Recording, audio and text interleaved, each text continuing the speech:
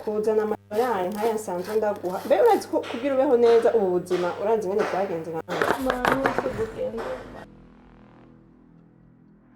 kuko urazi ko je nawe dufitane amabanga menshi ukabishira hejuru nkagwa twese turagwana hasi. Ugakundana n'umugenzi wanje ukabimpisha uzi ko turabagenzi.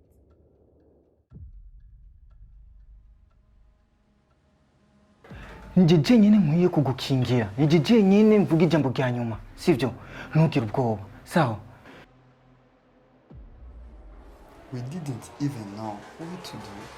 But please, try to understand me.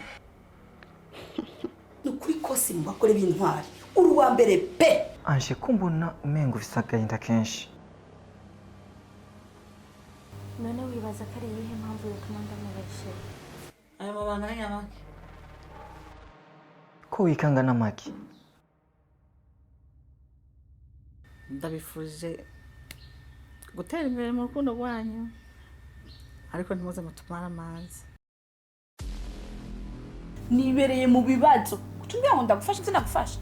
Uwo ni wa mugabo wanje nari nakubwiye.